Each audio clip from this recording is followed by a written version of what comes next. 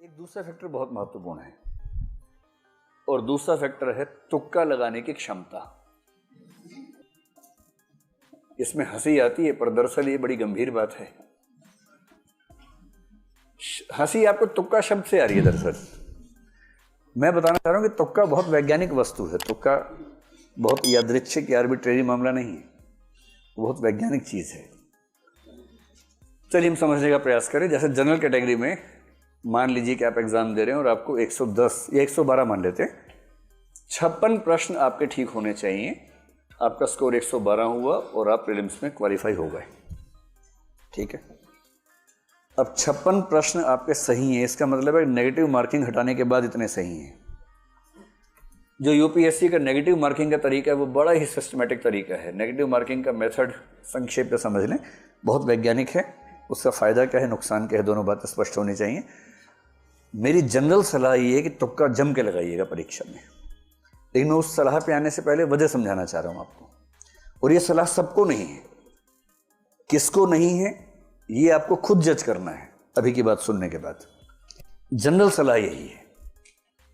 लेकिन negative marking का UPSC का बड़ा सरल सा नियम है कि अगर आपका एक प्रश्न सही हुआ तो उसमें 2 नंबर मिलेंगे, और यदि आपका एक प्रश्न गलत हुआ तो उसमें सही होने पर मिलने वाले अंकों का 1/3 कट जाएगा, तो 2/3 आपका माइनस हो जाएगा। 2/3 का सरल सा मतलब क्या हुआ, कितना हो जाएगा, 0.66 नंबर आपके कट जाएंगे। अब इस तरह से बात समझना मुश्किल लगता है, इसको हम सरल भाषा में समझते हैं।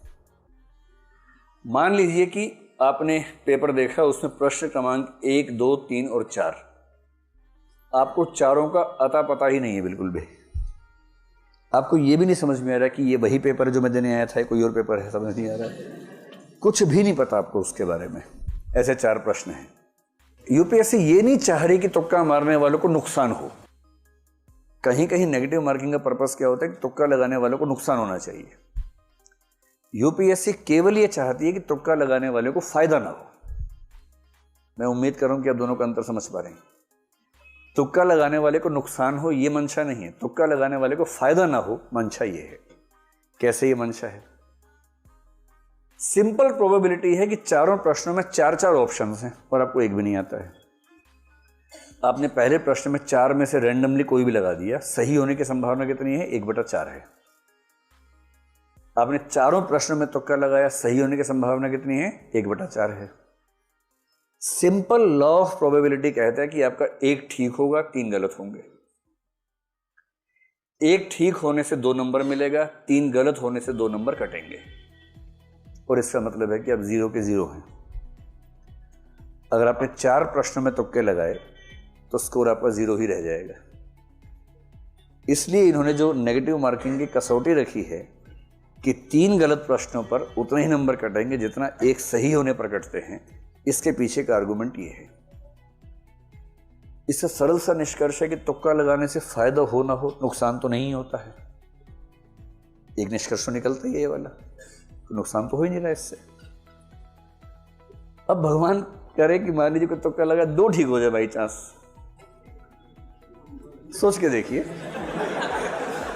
अगर ऐसा हो जाए, मान लीजिए अगर ऐसा हो जाए, 2 सही होने पर इसको 4 नंबर मिल गए, मिले ना, जबकि 2 गलत होने पर इसका जो कटा है वो केवल 1.33 कटा है।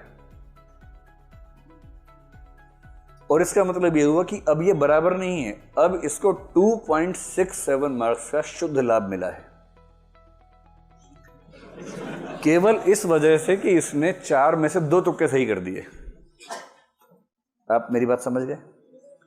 और यदि कोई तुक्के में इतना माहिर है कि 4 में 3 ठीक कर दिए उसने, 6 नंबर मिले, नुकसान कितना का हुआ, केवल 1 गलत, 0.66, 5.34 का उसको शुद्ध लाभ मिला। और असली बात यह है कि अगर आपको प्रीलिम्स क्वालिफाई करने के लिए 56 प्रश्न करने हैं, मेरी समझ में यूपीएससी देने वाले 5 लाख लोगों में से मैक्सिमम 5 ऐसे होंगे, या बहुत मानूंगा तो मान लूंगा 20-30 ऐसे होंगे जो बिना कोई प्रश्न गलत किए 56 ठीक कर सकते होंगे। इस एग्ज़ाम की नेचर, मतलब अगर आपने एग्ज़ाम दिया है या कम से कम मॉक टेस्ट ठीक से दिया है तो आप समझ सकते हैं। कोई अगर ये कहता हो कि मैंने 56 प्रश्न किए, 56 के 56 सही किए, बाकी को हाथ ही नहीं लगाया, सब हवाई बातें हैं। जितने अच्छे लोग हैं उनमें से अधिकांश 40-45 के बाद टें बोल जाते हैं। 40-45 तक हो सकता है कि हाँ ये मुझे आता है, ये 3 कथन है, तीनों मुझे आते हैं, ये सही होगा या गलत होगा, एकदम एग्जैक्टली बता देंगे। 40-45 के बाद तो एक गेम चलता है, गेम ऑफ एलिमिनेशन, जिसको हम सीधी भाषा में बोलते हैं तुक्के की प्रतिस्पर्धा।